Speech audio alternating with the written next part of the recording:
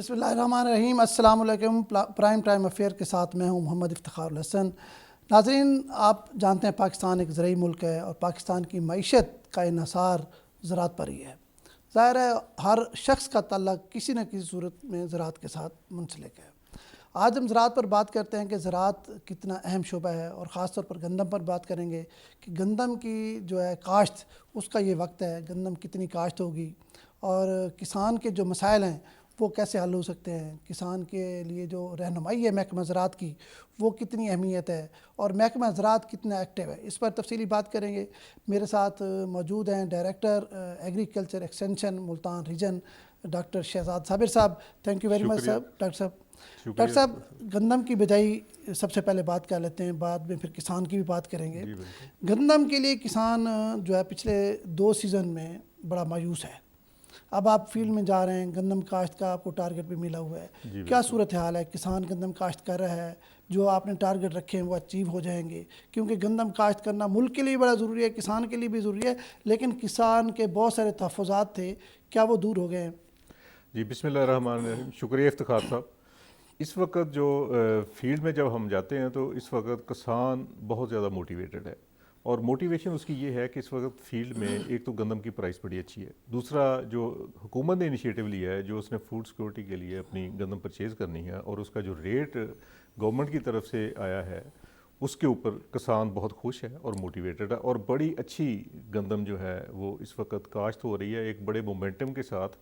और पिछले सालों की निस्बत देखें, डेफिनेटली पिछला सीज़न सीज़न में गंदम की कोई अच्छी प्राइस नहीं मिली ज़मींदार को, लेकिन इस सीज़न में चूँकि प्राइस भी बड़ी अच्छी है और ज़मींदार मोटिवेटेड भी है और बड़ी अगेती इस दफ़ा गंदम काश्त 9 अक्टूबर में ही इस दफ़ा गंदम काश्त होनी शुरू हो गई और इस वक्त तक किसान जो है नहीं वो डॉक्टर साहब, अब अगेती कह रहे हैं, अगेती की वजह क्या है? रकबा खाली पड़ा था, क्यों लोगों ने जी अगेती जी क्यों जी की? जी मैं बताता हूँ। उसमें ऐसे है कि जो हमारा फ्लड का एरिया था, फ्लड के एरिया में अच्छा, लेकिन ये बड़ी अहम हाँ बात जी, है। फ्लड ठीक के है। एरिया में ज़िम्मेदार ने वो वतर जो फ्लड की वजह से उसको मिला था उसने ज़ाया नहीं किया उसको। उसी पे काश्त कर लिया। उसी वतर के ठीक है। ऊपर उसने कोशिश की है कि उसको काश्त कर ले और उसके लिए जैसे जैसे वतर आता गया वैसे वैसे फिर ज़िम्मेदार जो है ना उसको काश्त करता अच्छा, गया ज़्यादातर उसका। फ्लड जो है वो आया भी आपके मुल्तान डिवीज़न में ही है जी, ज़्यादा। मुल्तान डिवीज़न तो बहुत मुल्तान ज़्यादा। डिवीज़न में कितना का एरिया था जो फ्लड में मतलब डिस्टर्ब हुआ है और वहाँ गंदम काश्त हुई अर्ली? जी, हमारे पास जो फ्लड का एरिया है जहाँ फ्लड आया था वो तो तकरीबन 4.5 लाख एकड़ था और अच्छा, जो जो 4.5 लाख एकड़ जो है वो मुतासर हुए थे। वहाँ नहीं, हाँ, जहाँ पानी आया है, ठीक है।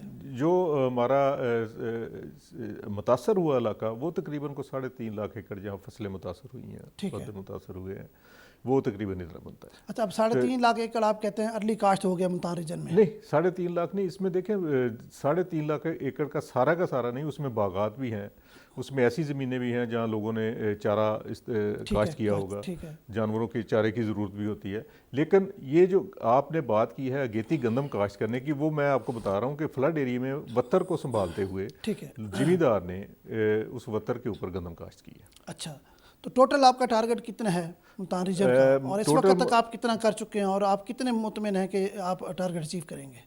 जी, मैं 100% मुतमईन हूँ कि हम टारगेट अचीव करेंगे। हमारा टारगेट मुल्तान का जो है 17,76,000 एकड़ है मुल्तान और डिवीज़न का? मुल्तान डिवीजन का, और इसको हम सरपास करेंगे। कल तक जो हम है 9 लाख एकड़ काश्त कर चुके अच्छा, थे। Very good. जी, अभी और वो कितना टाइम पड़ा है, कब तक किसान जो है काश्त का मौजू टाइम है? मतलब वैसे तो लोग लेट भी कर लेते हैं, जी मौजू टाइम क्या है जिसमें पैदावार बेहतर हो? आइडियल टाइम जो है वो 20 नवंबर से पहले पहले अगर काश्त हो जाए, जो हम कोशिश कर रहे हैं और पूरी कोशिश कर रहे हैं कि 20 नवंबर से पहले काश्त हो जाए और ज़मींदार को उसकी अच्छी पैदावार मिले।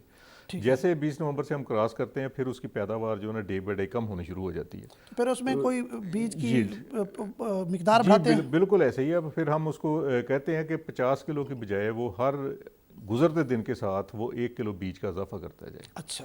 ताकि पौधों की तादाद पूरी हो और सिट्टे में दाने पूरे बन जाएं। अच्छा। अच्छा, इस वक्त आप कौन सी वैरायटी रिकमेंड करते हैं जो महकमा ज़राअत की तरफ से मंजूर शुदा हो और जिसकी पैदावार ज़्यादा से ज़्यादा? क्योंकि आम जो छोटा काश्तकार है उसका मसला ये है कि वो हर साल गंदम अर्ली करे या टाइम पर करे या लेट करे, उसकी उतनी पैदावार नहीं आती जितनी एक मॉडल काश्तकार लेता है। जी, इस वक्त फील्ड में जो वैरायटीज़ हमारा जो प्रोडक्शन प्लान है उसमें कोई 20 के करीब वैरायटीज़ हैं, लेकिन जो ज़मींदार की डिमांड है, अनाज है, बकर है, ठीक है ना, ये जो वैरायटियाँ हैं वो ज़मींदार ज़्यादा डिमांड करता है। ठीक है। इसमें नवाब है, अकबर है, ठीक है ना जी। ये जो वो वैरायटियाँ हैं जो ज़मींदार डिमांड करके लेता है और लगाता है, लेकिन हमारे पास जो अच्छी वैरायटीज़ हैं जिनका सर्टिफाइड बीज मार्केट में अवेलेबल है, कोई 20 के करीब वैरायटीज़ हैं। 20 के करीब। जी, आप सबसे ज़्यादा किसको रिकमेंड कर रहे हैं, आप खुद? हम तो सबको रिकमेंड करते हैं, वो तो ज़मींदार की प्रायोरिटी नहीं, होती है अच्छी हमारी। आपके नज़र में क्या है जिसकी पिछले सालों में पैदावार अच्छी आई हो, मतलब अकबर जो मौसम का अच्छी- मुकाबला कर सके, जी, मौसमियाती जो हाँ जी, तब्दीली नहीं, है वो उसका सारी मुकाबला कर सके? इफ्तिखार साहब, हम जितनी पुरानी वैरायटीज़ हैं उनको एब्सोल्यूट करते हैं। अकबर अच्छी है, ठीक है, अनाज अच्छी है, ठीक है। बकर फ़खरे बकर अच्छी है, ठीक है ना जी। ये हम मौसमियाती तब्दीलियों के बिल्कुल मतलब ऐन हाँ जी, मुताबिक। बिल्कुल ये अच्छी पैदावार देती हैं और ज़मींदार इनको डिमांड करके लगाता है। अच्छा, ये जो वैरायटीज आप बता रहे हैं जी, ये जी। मुल्तान के लिए तो मौजू है, जिस तरह दूसरे इलाके हैं जी, जो लोग हमें ये सुन रहे ये हैं उनके हमारे लिए भी ठीक है? ये पंजाब में पूरे पंजाब में ये जो है ना, ये कोशिश करते हैं लोग, अपने इलाके के हिसाब से भी कुछ वैरायटियों का किरदार होता है, लेकिन ये ओवरऑल पूरे एरिया में अच्छा परफॉर्म कर रही हैं।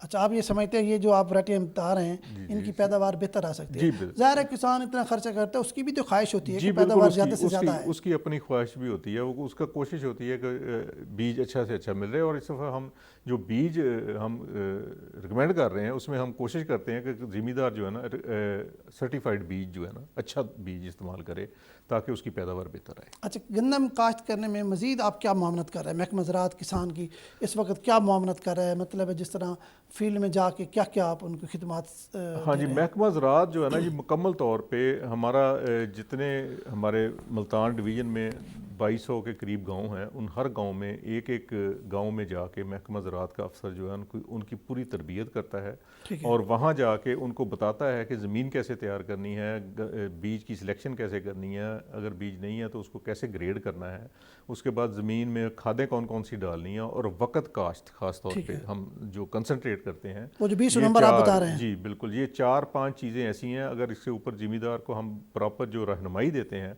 उसके मुताबिक उसकी पैदावार जो है 40 मन से कम कभी नहीं आनी चाहिए। अच्छा, जो आप मतलब रिकमेंड कर रहे हैं, अगर उन असूलों पे काम करे किसान जी तो बिल्कुल, 40 से ऊपर उसको ऊपर पैदावार ऊपर मिलेगी। आएगी पैदावार। और हमारा ठीक है। और हमारा मोटो भी यही है, और हम पिछले 2 साल से मुसलसल जो मुल्तान की एवरेज है वो 40 मन आ रही है। अच्छा अच्छा, ये महकमा ज़राअत और जो किसानों की शिकायत हैं जी, जी। ये आप कैसे दूर करते हैं? मतलब शिकायत किसानों की आपके साथ होती क्या हैं, फिर आप दूर कैसे करते हैं? नहीं, नॉर्मली हमारी किसान के साथ हमारी कोई शिकायत नहीं होती, या किसान हमारी शिकायत भी कोई नहीं करता। अगर कोई किसी किस्म की शिकायत हो तो वो हम उसको फौरी तौर पे एड्रेस करते हैं, उसको फौरी तौर पे जो मुतलका उस इलाके का अफसर है, उस इलाके का जो फील्ड ऑफिसर है, उसको उसके पास भेजते हैं और उसकी मुकम्मल तौर पर सुनवाई करके उसकी जो शिकायत होती है उसको हम हल करते हैं। अच्छा, चाहे वो नहीं, किसी अक्सर ये किस्म भी की होता है ना, महकमा ज़राअत के जो अफसरान हैं ये किसान के पास कम जाते हैं, प्राइवेट कंपनीज के लोग ज़्यादा जाते हैं, वो अपना प्रोडक्ट खामखा भी बेच जाते हैं। इस पर भी आपने कोई चेक एंड बैलेंस रखा है? नहीं, किसानों को तरबियत दें कि ज़्यादा चीज़ें देखिए, जो मतलब ज़रूरत के मुताबिक। हमने किसान को ये बताना है कि उसके हक में कौन सी चीज़ बेहतर है। ठीक है। हम उसको पूरी रहनुमाई देते हैं, उसके घर डोर स्टेप पे जाके उसको पूरी रहनुमाई देते हैं, और हम उसको ये बताते हैं कि आपने कौन सा प्रोडक्ट किस टाइम के और किस तरीके से इस्तेमाल करना है। प्राइवेट कंपनियों को देखें, अपना एक बिज़नेस है, हम उसको वो अपने बिज़नेस करने में आज़ाद हैं, हम उनको रोक नहीं सकते, लेकिन हम किसान की रहनुमाई ज़रूर करते हैं कि आपने कौन सा प्रोडक्ट किस वक्त और किस तरीके से इस्तेमाल करना है। अच्छा। ये हम उसको मुकम्मल रहनुमाई अच्छा देते हैं। डॉक्टर साहब, ये ज़रा तफसीलन बताएं कि एक तो किसान को अभी तो क्योंकि टाइम पड़ा है, आप कहते हैं कि 20 नवंबर तक तो बेहतरीन टाइम है ना, जी बिल्कुल। रकबे की मतलब है जो तैयारी है वो कैसी हो। अच्छा, उसमें जो जड़ी बूटियाँ ख़ास तौर पर गंदम की पैदावार को शदीद मुतासर करती जी हैं, बिल्कुल। उनको तलफ़ करने के लिए क्या इक़दामात करें ताकि किसान भाई जो आपका प्रोग्राम देख रहे हैं वो उसके मुताबिक उनको कोई फ़ायदा हो, ताकि वो पैदावार ज़्यादा ले सकें? इफ्तिखार ज़रा साहब, तफसीलन बताएं किसानों। इसमें जो है ना 5 जो बिजाई के वक्त 5 रहनुमा असूल हैं, जी। और उनको अगर ज़िम्मेदार देख ले और उनको कर ले तो वो इंशाल्लाह उसकी पैदावार बेहतरीन आ सकती है। कौन कौन से हैं 5 सर? वो पहला तो है कि ज़मीन की तैयारी जब करें तो उसको ज़मीन को लेज़र ज़रूर करें। लेज़र आप कहते हैं बहुत ज़रूरी है? बहुत ज़रूरी इसलिए कि पानी जो है ना यकसा लगे, बैलेंस ज़मीन हो। को बैलेंस बराबर पानी लगे, पानी की बचत भी हो, टाइम की बचत भी हो, और इसमें ज़मींदार का फ़ायदा भी है प्रोडक्शन में।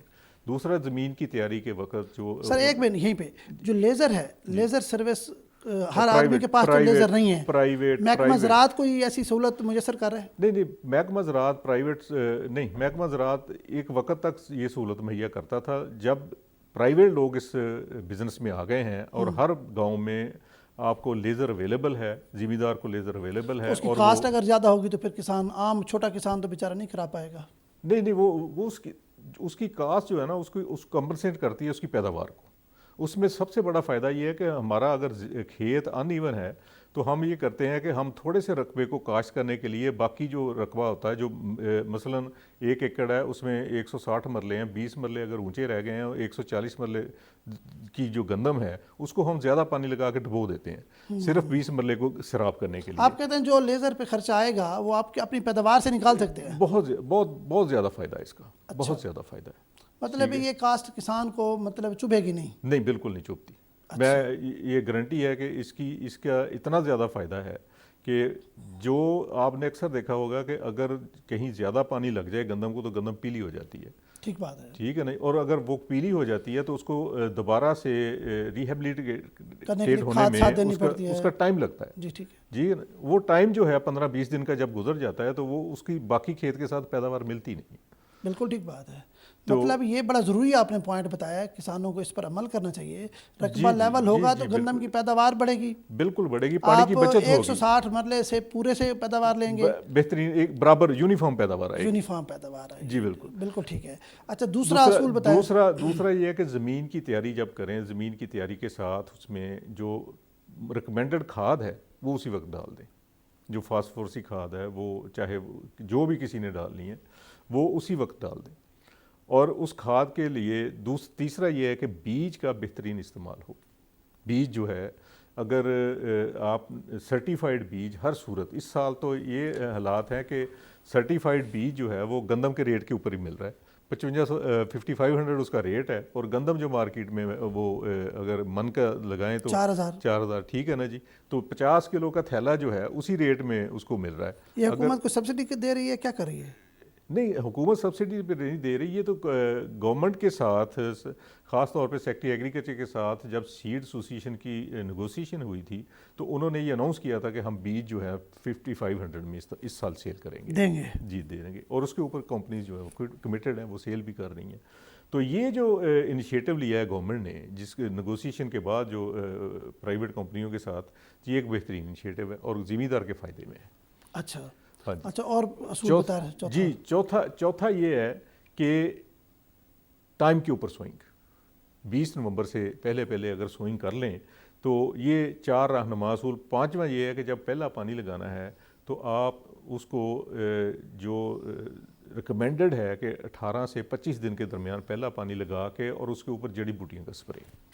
अच्छा, जड़ी बूटियों पहला पानी के बाद जड़ी बूटी का स्प्रे रकबे की तैयारी में नहीं हो सकता? नहीं, वो असर नहीं उसका होता जितना। अच्छा, इसलिए कि उसके बाद वो ज़िम्मेदार जो है अगर ड्रिल करता है फिर भी वो ज़मीन जो है ना वो थोड़ी सी हिलती है, और जब अगर छटा दे के उसको रोटावेट करता है तो फिर भी ज़मीन में वो इसका बेहतरीन तरीका ये पहला पानी लगाएं। और उसमें 2 किस्म की जड़ी बूटियाँ, चौड़े पत्तों वाली और नुकीले पत्तों वाली। चौड़े पत्ते वाली की जड़ी बूटियाँ वो तो 6वें 7वें दिन 8वें दिन उग आती हैं, और जो नुकीले पत्ते वाली जड़ी बूटियाँ हैं उनको टाइम लगता है थोड़ा सा। ठीक है, को 12, 14, 15 दिन लगते हैं। और किसान को उसकी शिनाख्त भी नहीं होती क्योंकि गंदम की तरह होती है ज़्यादा। जी, जंगली जई है, जवी ये दोनों जड़ी बूटियाँ जो हैं इनको कंट्रोल करने के लिए हमें थोड़ा कंट्रोल करना पड़ता है। अगर दोनों स्प्रे इकट्ठा करना है तो उसके लिए फिर हमें थोड़ा इंतज़ार करना चाहिए कि दूसरा स्प्रे का सबसे बड़ा जो अमल है वो ये है कि धूप में, फॉग में स्प्रे ना करें, धुंध में स्प्रे ना करें। अच्छा, तो ये तो बड़ा मसला बन जाएगा अगर धुंध का सीज़न शुरू होने वाला है। ये तो मुसलसल धुंध रहेगी। धुंध हमारे पंजाब में नॉर्मली जो है ना जी इफ्तिखार साहब 20 दिसंबर के बाद आती है। ठीक है। अब जिन्होंने नवंबर में 20 नवंबर से पहले सोइंग कर ली है ये तो यकम तक इनका आ जाएगा, मतलब जी उनका टाइम जो 10-15 दिसंबर तक उनका टाइम आ जाएगा उसका जो है। तो धुंध में अगर स्प्रे करो उससे नुकसान क्या हो सकता है? उससे जो स्प्रे की एफिकेसी पूरी नहीं आती, कंट्रोल पूरा नहीं मिलता। ठीक है, एक पैसे का ज़या है, फिर वो वक़्त का ज़या है। ठीक है ना, मतलब स्प्रे धूप में कर रहे हैं, धूप हो तो फिर करना है। जी, उसका उसका कंट्रोल पूरा मिलता है। अच्छा, उसका कंट्रोल पूरा मिलता है। और ये जो कंट्रोल है, ये जो 5 चीज़ें हैं, इससे हमें जो है वो बहुत ज़िम्मेदार को बहुत ज़्यादा फ़ायदा होता है। ठीक है। और हम जो कंपेन करते हैं इसी के ऊपर कंपेन करते हैं कि पहले पानी तक ये जो 5 वामल है, इनको अगर वो बेहतरीन तरीके से ज़िम्मेदार अमल करता अमल है कर ले पैदावार तो बेहतर हो ये सकती है। जी अच्छा बेहतरीन पैदावार। डॉक्टर साहब ये बताएं, ये तो गंदम पे तो आपने तफसीली बात कर ली, जी गंदम के अलावा मुल्तान रीजन के जो किसान हैं उनके पास क्या ऑप्शन है? मतलब गंदम से बेहतर और क्या इस वक्त क्रॉप है जो वो काश्त करके बेहतर मुनाफा कमा सकते हैं? नहीं, मेरे ख्याल में इस वक्त देखें, रबी में जो क्रॉप्स होती हैं वो मेजर जो 3 क्रॉप्स ही होती हैं। ज़िमींदार के लिए एक चारा, ठीक है। फॉडर, उसके जो जानवर रखे हैं, एनिमल्स हैं, उनके लिए तो फॉडर वो तो चारा ज़रूरी इतनी बड़ी करना है। मिकदार में तो नहीं हो सकता ना काश्त? नहीं, चारा हमारे पास कोई ये जो सर्दियों का चारा हमारे पास को 5-5.5 लाख एकड़ पे लगता है। अच्छा, जी। और गर्मी में कोई 7-7.5 लाख एकड़ पे लगता है। अच्छा। इसके चूँकि लॉ ज़्यादा होते हैं, ज़्यादा दफ़ा हार्वेस्ट होता है, तो इसलिए थोड़ा एरिया कम हो जाता है। इसी तरह ऑयल सीड है, तेलदार ऑयल सीड में अजनास कौन है। कौन सी चीज़ें आती हैं? उसमें ऑयल सीड में हमारा राया आ गया, तोरिया आ गया, सरसों आ गया, कैनोला आ गया। ठीक है। ये सारी क्रॉप जो हैं ऑयल सीड में आती हैं। और जो हम रिकमेंड करते हैं, ज़्यादा हम कोशिश करते हैं कि कैनोला की काश्त ज़िम्मेदार करें, चूँकि कैनोला सेहत के लिए अच्छा है, सेहत के लिए मुफीद है। तो हमारे पास जो मैक्सिमम एरिया जो है 2022 में 1,72,000 एकड़ लगा था, लेकिन कैनोला। जी, लेकिन उसके बाद से ये नॉर्मली जो हमारा एरिया है वो 70,000, 80,000, 90,000 लाख से नीचे है। जी, लाख से नीचे इससे लगता ज़्यादा है। चारा तो फिर बहुत ज़्यादा, मतलब 4-5 चारा तो देखे ना, जिम्मेदार की अपनी ज़रूरत है ना जी, वो तो उसका एक उसके जुज़्व है, हिस्सा है। जुज हिस्सा है उसका, कि जानवर को उसने चारा डालने ज़ाहिर है डालना है। ज़राअत के साथ जो जी, हमारा बिल्कुल, लाइफ जी, स्टॉक बिल्कुल, है, हाँ। लाइफ स्टॉक और ज़राअत तो जुड़ी तो हुई इसके है। अलावा हमारा जो कुछ एरिया है उसमें पोटैटो आता है। पोटैटो का जो एरिया हमारा वो भी 1,10,000, 20,000 मुल्तान के रीजन में करीब 1 लाख मुल्तान है। डिवीजन में अच्छा। इतना के पोटैटो लगता है। और इसके गन्ना हमारे पास को बहुत ज़्यादा नहीं है, हाँ, जहाँ शुगर मिल सिर्फ एक ही है मुल्तान रीजन में, तो कोई 60,000 के एकड़ गन्ना लगता है। और वो भी मेरे ख्याल में सिर्फ खानेवाल वाली साइड पे लगता होगा। बिहाड़ी में ज़्यादा लगता है। बिहाड़ी खानेवाल। बिहाड़ी में ज़्यादा लगता है। खानेवाल का कुछ एरिया है, मुल्तान में बहुत थोड़ा है, कोई 5-7 हज़ार है। लोधरा में भी कोई 8-10 हज़ार एकड़ होगा। टोटल हमारा जो है कोई 50 मतलब आप 50-60 समझते हैं हज़ार कि ये जो ये सीज़न जा रहा है इसमें सबसे किसान के लिए बेहतरीन और अच्छी ऑप्शन आज भी गंदम ही है। गंदम है, बेहतरीन ऑप्शन है। आसान सर, इसकी देखभाल है, हाँ जी, काश्त में मसला नहीं है, जी अखराजात बिल्कुल, इतने नहीं जी हैं। जैसे आलू बता रहे हैं, आलू तो बहुत महंगा मतलब है, उसकी महंगी काश्त फसल है, जी हाँ, महंगी फसल है, आलू। महंगी फसल है। ठीक है। और इसका सबसे ज़्यादा फ़ायदा ये है गंदम का कि गंदम एक नकद आवर फसल है। हाँ, ठीक है। फौरी तौर पे किसान अगर बेचना चाहे जहाँ भी जाएगा इसको नकद पैसे मिलेंगे। बिल्कुल ठीक है। बाकी गन्ने को देख लें, शुगर मिल के रहमो हाँ करम जी, पर है। तो वो ये हो सकता है कि 15 दिन के बाद या 10 दिन के बाद उसको पेमेंट मिलनी है। ठीक है। ठीक है ना जी। ये तो कैश क्रॉप है, कपास की तरह। कपास और गंदम दो हमारी कैश क्रॉप्स हैं, जो जहाँ जहाँ मर्जी ले जाके ज़िम्मेदार उसको सेल करके उसको नकद पैसे उसी वक्त मिल जाते हैं। अच्छा डॉक्टर साहब, ये जिस तरह आप गंदम को फ़रोग दे रहे हैं, मतलब उसकी प्रमोशन कर रहे हैं, भरपूर कोशिश कर रहे हैं कि ज़्यादा से ज़्यादा गंदम काश्त हो। जी जी जी तेलदार अजनास पर भी मतलब वो भी सीज़न यही है जिस तरह आपने बताया कि जी, ऐसे उस पर भी कोई फोकस है, कोई टारगेट आपने रखा है कि उस पर कितनी काश्त होनी चाहिए? हाँ जी। क्योंकि ये भी बहुत ज़रूरी है और इसकी कीमत भी देखें, तेल की कीमतें कहाँ चली गई हैं। हमारा बिल बहुत ज़्यादा है। फ़ौरन हमारा जो हमारा बहुत सा सरमाया जो है वो तेलदार जनास की ख़रीदारी के ऊपर लगता है। इसके ऊपर भी गवर्नमेंट का फोकस है। इसका तो इस तरह से है इफ्तिखार साहब के, इसका जो है ना मार्केटिंग का सिस्टम अगर बेहतर डेवलप हो जाए तो ये लोग बहुत ज़्यादा लगाएंगे। हमारा जो है ना, चूँकि इतना वॉल्यूम नहीं होता कि इसको जो है ना सॉल्वेंट प्लांट्स जो हैं उसको परचेज करके, तो सॉल्वेंट प्लांट पे उनको बड़ी क्वांटिटी में ऑयल के लिए, ऑयल एक्सट्रैक्शन के लिए बड़ी क्वांटिटी में एक मटेरियल चाहिए होता है या क्रॉप चाहिए होती है। तो इसका अगर मैकेनिज़्म हम मार्केट एफसीआ जो है इसमें एक बेहतर मार्केटिंग मैकेनिज़्म बना ले तो शायद ये भी क्रॉप हमारी बहुत अच्छी लगेगी। अच्छा, इसके लिए कोई आपने कोई मतलब प्लान नहीं किया हुआ? जी, गवर्नमेंट तो देखिए, गवर्नमेंट इसकी प्रमोशन के लिए तो प्लान करती नहीं, है। जैसे प्रमोशन आपने मुल्तान में मैं देख रहा हूँ गंदम के लिए हर जगह आपके लोग फिर रहे हैं, जी बिल्कुल ऐसे ही। कॉन्फ्रेंस हो रही है, कोई ये- सेमिनार हो रहा है, कोई मतलब लोगों हाँ को जी, मोटिवेट कर रहे हैं? इसका टाइम जो है ना इफ्तिखार साहब, इसका टाइम जो है अक्टूबर में आता है। अच्छा, अक्टूबर में आता है। अक्टूबर में बल्कि आप कहें कि सितंबर में ये शुरू हो जाता है ठीक है, और मिड अक्टूबर तक इसकी सोइंग का पीरियड खत्म हो खत्म जाता हो है। जाता है। खत्म अब हो इस जाता वक्त है। सिर्फ वीट का सीजन चल रहा हाँ है। जी, 15 अक्टूबर के बाद तो फिर वो बहुत कम लोग ऐसा होता है कि लगाते हैं इसको। अच्छा, अच्छा। और अगर लगाएं भी तो पैदावार बेहतर नहीं आती। और इसके लिए जो है ना आइडियल सितंबर के 15 सितंबर से 15 अक्टूबर तक जो ना बेहतरीन इसकी पैदावार आती है। और ये जो टाइम है इस वक्त अगर कोई लगाएगा भी तो उसका जो पीरियड होता है ना वो मेच्योरिटी का पीरियड उसका पूरा नहीं मिलता और उसकी पैदावार पूरी नहीं पैदावार ज़ाहिर है, पैदावार कम हो पैदावार जाएगी, खर्चे भी पूरी पूरे नहीं करें। जी जी जी इस ऐसे ही है। वक्त आप समझते हैं कि गंदम से बेहतर कोई ऑप्शन कोई किसान के ऑप्शन पास मौजूद नहीं है? बेहतरीन ऑप्शन गंदम है इस वक्त किसान के पास। और जो 20 नवंबर के बाद हो जाते हैं, लेट हो जाते हैं, जो 20 नवंबर वो तक गंदम काश्त नहीं मैंने कर जैसे सकते। पहले ही बताया, नहीं वो करते हैं काश्त करते हैं, लेकिन उसका फिर सीड रेट हर दिन के साथ 1 किलो का सीड रेट जो है ना वो बढ़ता जाता है ताकि पौधों की तादाद उसमें पूरी हो जाए।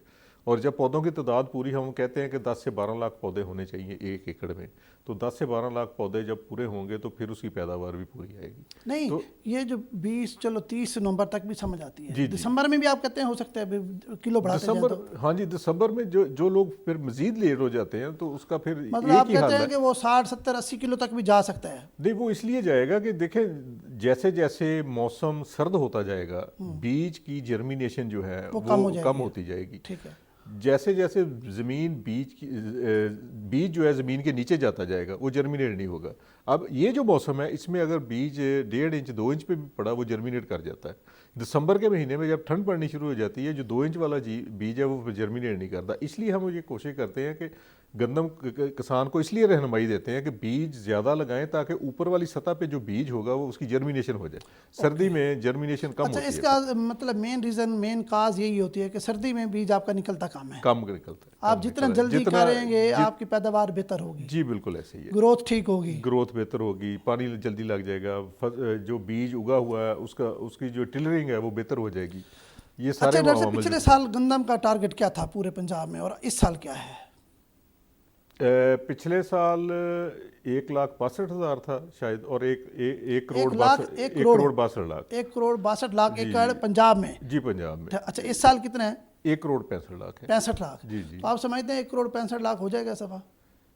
मैं तो उम्मीद करता हूँ होगा डेफिनेटली। जब अच्छा। मैं मुल्तान की बात करता हूँ मुल्तान में नहीं, होगा तो आखिरी पंजाब में साल भी हो जो जाएगा। लास्ट ईयर था वो अचीव हो गया था? जी हो गया था। असल में इस वक्त आप समझते हैं ना, जिस तरह आपने बात की, किसान के पास फिर ऑप्शन कोई नहीं रह जाती। और इस दफ़ा तो फिर हुकूमत ने बार बार लोगों को ये यकीन दिलाया है, वफाकी हुकूमत ने भी, सूबाई हुकूमत ने भी कीमत 3500 रुपये हर सूरत किसान को मिलेगा। हाँ जी, उसमें जो नहीं हर सूरत की बात नहीं, उसमें ये लिखा गया है कि ये जो 3500 है ये एक प्राइस इंडिकेट कर दी है कि इससे नीचे नहीं होगा। इससे नीचे नहीं होगा। मतलब इससे ऊपर जाने के भी चांस हैं? जी हैं। देखिए आप जैसे मार्केट में 4,000 रुपये रेट है जी बिल्कुल ऐसे ही है। इस वक्त इस तरह है ना जी। देखिए पिछले साल तो हमारे पास रिजर्व स्टॉक्स पड़े हुए थे। ठीक है। तो गंदम की जो है जो परचेजिंग है वो शायद इस तरीके से नहीं हो सकी थी जिस तरह होनी चाहिए। इस साल तो रिजर्व प्राइस भी कोई रिजर्व स्टॉक्स भी कोई नहीं है। ठीक है ना, इसलिए रिजर्व स्टॉक्स भी गवर्नमेंट को खरीदने पड़ेंगे और वो जब खरीदेगी तो डेफिनेटली जब थर्ड बायर मार्केट में होगा तो रेट्स स्टेबल हो जाएंगे। अच्छा, आप समझते हैं कि भाई 3500 तो कम से कम, इससे ज़्यादा जाने के चांसेस हैं? जी, क्योंकि देखें किसान ने उधर जाना है जहाँ से उसको उसकी जनास की कीमत ज़्यादा मिले। डेफिनेटली वो एक गन्ना बिजनेस हो, है उसका। वो आपके तेलदारी जनास हो, वो गन्ना हो, वो आलू हो, जहाँ से कीमत ज़्यादा मिलनी है किसान ने उस तरफ जाना है। जी, जहाँ से उसको पर एकड़ प्रॉफिट अच्छा मिलेगा किसान वहीं जाएगा। तो आप समझते हैं कि भाई इस दफा गन्ना में जी बिल्कुल प्रॉफिट ज़्यादा मिलने के इम्कानात हैं? जी बेहतरीन इम्कानात है। इस वक्त तक गंदम जो है किसान के जो बाहर नज़र आता है मार्केट से और जो इंटरनेशनल मार्केट है उससे तो ये नज़र आता है कि ये गंदम जो है 3500 से कम तो किसी सूरत नहीं बिकेगी।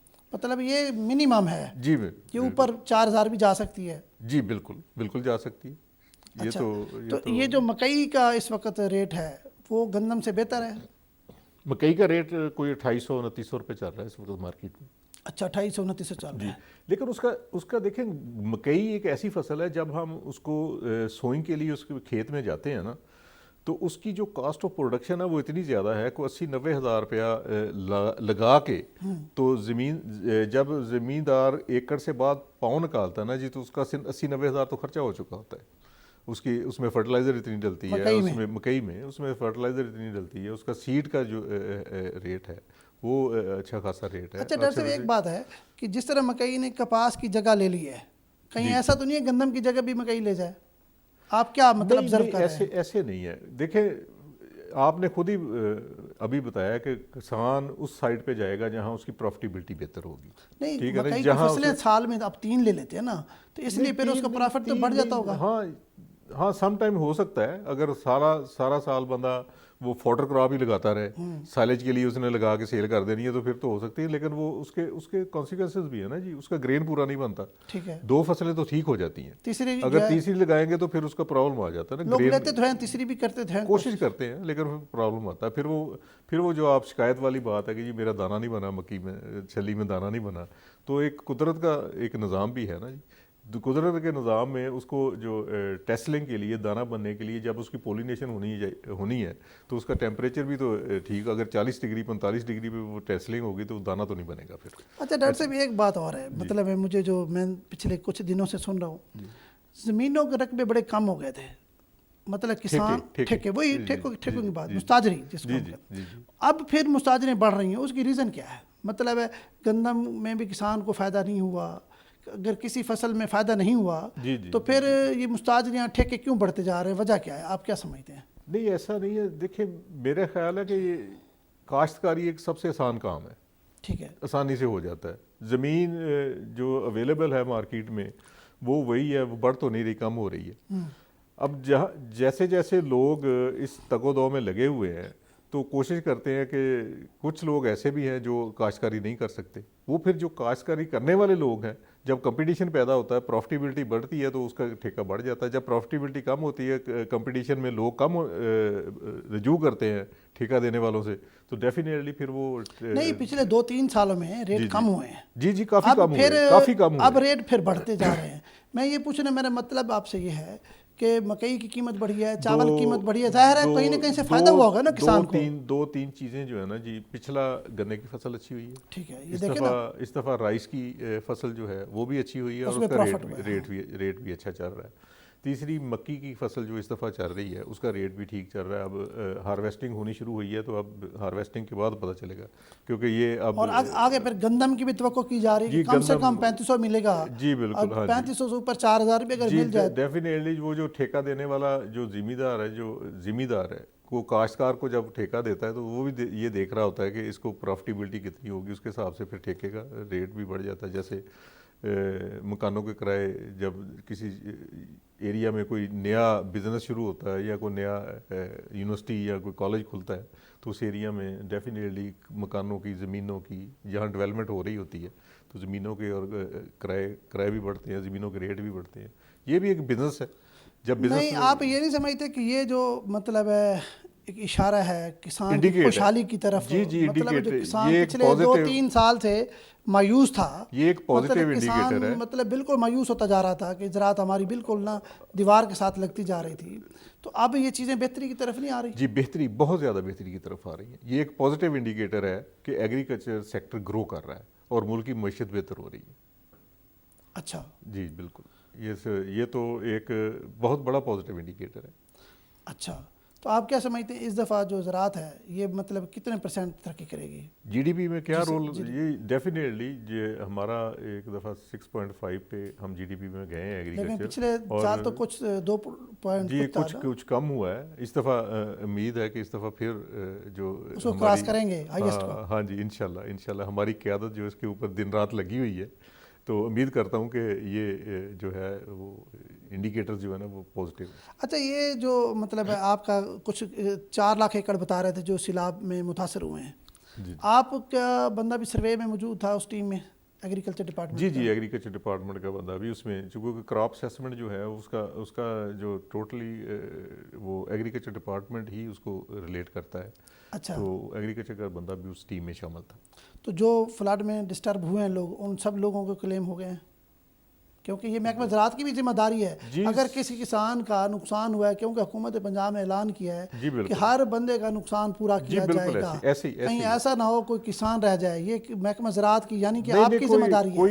कोई ऐसा हुकूमत अपना सारे काम, ये जो हमारी हुकूमत है सारे काम पूरी जिम्मेदारी के साथ कर रही है और किसानों के हर वो मसला जो किसानों को दरपेश है उसके हल के लिए कोशिश है।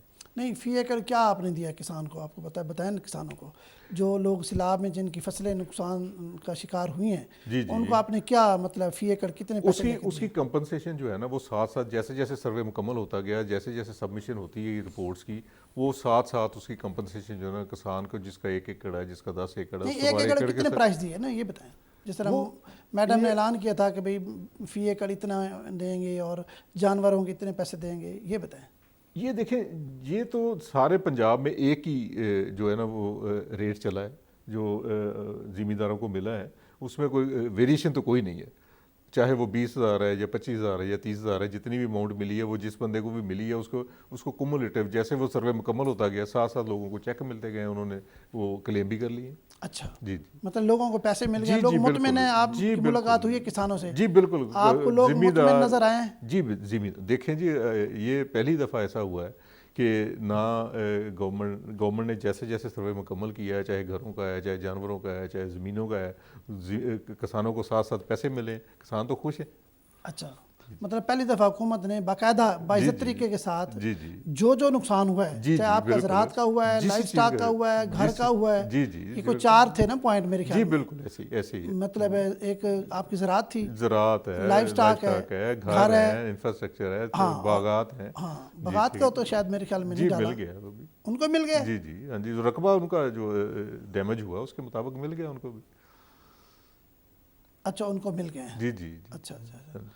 तो आप ये समझते हैं कि भाई ये फ्लड के बावजूद भी इस दफ़ा एग्रीकल्चर ग्रोथ में इजाफा होगा? जी इंशाल्लाह GDP बिल्कुल बिल्कुल 100%। ये तो मैं क्योंकि बहुत बड़ा एरिया, पूरे वसूख और यकीन के साथ कहता हूँ कि जैसे देखिए जैसे इस वक्त पूरी मशीनरी एग्रीकल्चर की इंतज़ामिया और पॉलिटिकल लीडरशिप और सारे लोग मिल के कोशिश कर रहे हैं कि किसान जो है ना उसकी खुशहाली जो है ना उसको मुमकिन बनाए और दिन रात तगोदो करके उसको जो है ना मुकम्मल तौर पे सपोर्ट कर रहे हैं, चाहे वो किसान कार्ड की सूरत में है, चाहे वो उसकी कंपनसेशन की सूरत में है, उसको बेहतर इम्प्लीमेंट देने की सूरत में है। हर तरीके से किसान की जो है ना वो रहनुमाई भी की जा रही है, उसको सपोर्ट भी किया जा रहा है। और आप समझते हैं कि किसान भी इससे मुतमिन है? जी बिल्कुल, किसान भी मुतमिन है इससे। किसान देखें असल बात तो ये है कि अगर किसान मुतमिन नहीं है तो फिर इन एफर्ट्स का फल नहीं मिल सकता। किसान मुतमिन होगा तो मेहनत करेगा, किसान मुतमिन है, मेहनत कर रहा है, फसलें अच्छी आ रही हैं, फसलों की पैदावार बेहतर आ रही है और ज़राअत तरक्की कर रही है। शहजाद साहब, ये जो है ना आपकी बात जो है ना, अब क्योंकि बहुत सारे लोगों को ये अच्छी भी नहीं लग रही होगी, जी जी क्योंकि बहुत सारे लोग नाराज़ भी हैं किसान। अब आप कहें कि अब से चीज़ें बेहतरी की तरफ जा रही है? जी बिल्कुल बेहतरी की तरफ जा रही हैं, ये तो डेफिनेटली। पिछले जो 2-3 साल है उसमें ये तो बेहतरीन देखे ना। इस वक्त हम हर किसान को किसान कार्ड की सहूलत मैसर है। जो इस सहूलत से फ़ायदा उठाना चाहता है देखें, आप फिर नई बात शुरू कर दी। किसान कार्ड में क्या है वो बताएं हमारे किसान को। जी बहुत सारे लोग हैं जिनको कार्ड अभी तक नहीं मिला, वो कैसे हासिल कर सकते हैं? हर किसान अपना जो है शिनाख्ती कार्ड नंबर लिख के उससे पहले लिखेगा पंजाब के PKC स्पेस दे के अपना शिनाख्ती कार्ड नंबर 80-70 सेंड कर देगा। ठीक है ना जी। उसका सिस्टम सारा ऑटोमेटिकली शुरू हो जाएगा। उसकी ज़मीन की वेरिफिकेशन भी डिजिटल होगी, उसकी बाकी जो उसके अकाउंट्स की वेरिफिकेशन है वो भी डिजिटल होगी। सारी डिजिटल वेरिफिकेशंस के बाद उसको एक मैसेज आएगा। पहले तो मैसेज आ जाएगा आपका प्रोसेस शुरू हो गया है। जैसे वो अप्रूव होगा उसको एक मैसेज आ जाएगा कि आप अपना किसान कार्ड वसूल कर लें। तो उस किसान कार्ड में होगा क्या? उस किसान कार्ड में 1 एकड़ के ऊपर 30,000 जो है ना फ़ी एकड़ उसको एक विदाउट इंटरेस्ट उसको एक लोन दिया जाएगा। 30,000 रुपये एकड़ का? 1 एकड़ का। अगर किसी के 10 एकड़ हैं तो 3 लाख रुपए उसको मिल जाएगा। मतलब ये बगैर सूद के? आप बगैर सूद के उसको, मतलब आपको ज़राई बैंक में नहीं जाना पड़ेगा, कहीं नहीं जाना पड़ना, किसी पटवारी के पास, किसी महकमा ज़राअत के पास नहीं जाना पड़ेगा, किसी के पास नहीं जाना। सारी की सारी एप्लीकेशन से लेके अप्रूवल तक डिजिटल सिस्टम है सारा। उसको जब उसकी अप्रूवल हो जानी, उसको एक मैसेज आ जाना कि ये जी आपका लोन अप्रूव हो गया। और ये लोन इसने वापस लौटाना कैसे है, उसका जी तरीका बताएं। वो साल में 2 फसलें, 2 फसलों के जब एक फसल उसने लगानी उस वक्त उसको लोन मिल जाना है। और दूसरा सबसे बड़ा फ़ायदा है कि जिस दिन इसने लोन वापस करना है विद इन 24 आवर्स उसको वो पैसे दोबारा रीइंबर्स हो जाने हैं। अगर किसी ने 3 लाख वापस किया है तो उसको 3 लाख उसका वापस विद इन 24 आवर मिल जाएगा। अच्छा, ये जो कार्ड है ये हर जगह मतलब चल जाएगा? जी पूरे पंजाब में जहाँ भी वो जाएगा चलेगा। अच्छा, ऐसा तो नहीं है जैसे ये हमारे साथ एक सेंटर बना हुआ है सिर्फ इसी पे चलेगा, भाई यहाँ से आप अपनी चीज़ें लें? नहीं, उसमें देखिए उसमें दो ये चलने का मतलब ये है कि उसमें 30% तो कैश विड्रा कर सकता है वो। अगर 3 लाख है तो 30% 90,000 रुपये वो कैश विड्रा कर सकता है।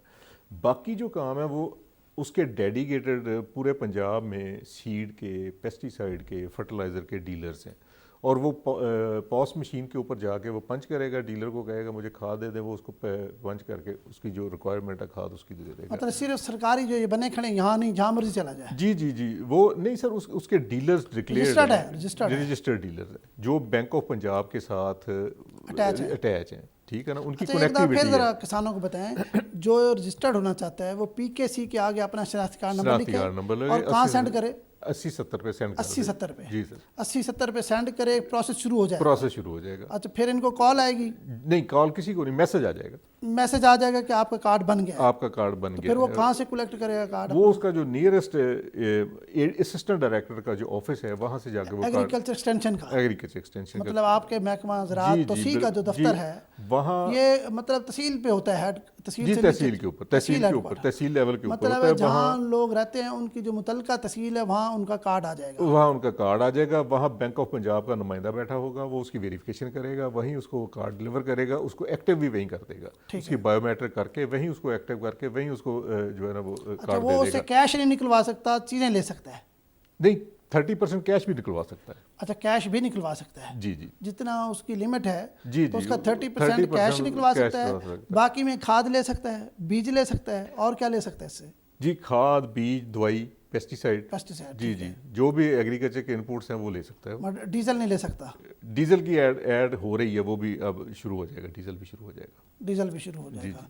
मतलब ये तो किसान को आपने ज़राई बैंक से किसान की जान छुड़ा दी। जी बिल्कुल, घर बैठे, मतलब घर बैठे कोई उसका इंटरेस्ट कोई नहीं है, जिम्मेदार ने कोई पैसे, जितने पैसे उसने लिए हैं उतने ही उसने वापस करने हैं। अच्छा, ये वापस कैसे बैंक में जमा कराएगा? जी बैंक में जमा करवाएगा, उसका बैंक ऑफ पंजाब में जाएगा, और चूंकि बैंक ऑफ पंजाब के साथ ही गवर्नमेंट का एग्रीमेंट है, बैंक ऑफ पंजाब ही ये फैसिलिटी दे रहा है। ठीक है, तो जाहिर है जब उसका कार्ड बनेगा तो उसका अकाउंट भी बन चुका होगा वहाँ पे? जी बिल्कुल जी, देखिए कार्ड उसका ATM कार्ड है। हाँ, ATM वही ना, अकाउंट होगा तो ATM होगा ना जी ठीक है ना जी। वो जहाँ भी जाएगा वो कार्ड लेके जाएगा, वो उसको वो पंच हो जाएगा, उसको कोई इसके लिए कोई परेशानी नहीं होगी।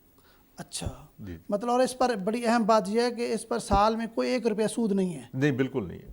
3 लाख लिया है तो 3 लाख ही भरना है, वापस करना है। ये हुकूमत का बड़ा इकदाम है। जी बहुत बड़ा इकदाम है। ज़राई बैंक में तो बड़े पैसे भरने पड़ते हैं, अगर आप 3 लाख लें तो ना लेट कर लें तो जुर्माने और फीसें और करते कराते पता लगता है जितने लिए थे फिर उतने ही भरने, उतने ऊपर भरने। जी बिल्कुल। ये आपने साल में जितने लिए हैं उतने आपने? जी साल में 2 दफ़ा। साल में जब उसकी फसल हार्वेस्ट हो गई है तो उसने मतलब उस फसल के ऊपर अपने आप मई जून में भर दें। जी, अब किसान जो लोन वापस कर रहे हैं उनको 24 घंटे के अंदर अंदर उसके पैसे दोबारा उसके अकाउंट में आ जाते हैं। उसने अपनी लायबिलिटी क्लियर कर दी, गवर्नमेंट ने उसको पैसे दोबारा दे दिए कि ये पैसे आप दोबारा इस्तेमाल कर लें। लेकिन इसके लिए ये किसान को कोताही नहीं करनी, अगर डिले कर गया हाँ नहीं, तो कार्ड आपका ब्लॉक भी हो सकता है। नहीं, उसमें देखिए बाकी तो फिर वो सारे गवर्नमेंट का किसान का ये एग्रीमेंट है कि अगर वो अपने टाइम पे पैसे पूरे पे कर देगा तो उसको इंटरेस्ट नहीं पड़ेगा। लेकिन वो जैसे ही अगर वो लेट होता है तो लेट के फिर वो डेफिनेटली देखें उसके चार्जेस फिर उसको पड़ेंगे, जुर्माना भी पड़ेगा, और फिर नेक्स्ट शायद जुर्माना तो शायद ना पड़े, लेकिन जो उसके चार्जेस हैं, एक्चुअल जो चार्जेस हैं वो उसको फिर किसान को पड़ने शुरू हो जाएंगे, जिसका उसको नुकसान होगा। यानी सूद मतलब आप कहते हैं कि 6 महीने तक हुकूमत 1 रुपया सूद नहीं लेगी। अगर आप लेट करेंगे तो फिर आपको उसका जी बिल्कुल इंटरेस्ट भी भरना पड़ेगा। जी बिल्कुल, इंटरेस्ट जिसको सूद का इंटरेस्ट फिर वो और देखें ना, किसान कार्ड के साथ बहुत सी और सहूलतें जुड़ी हुई हैं। क्या क्या?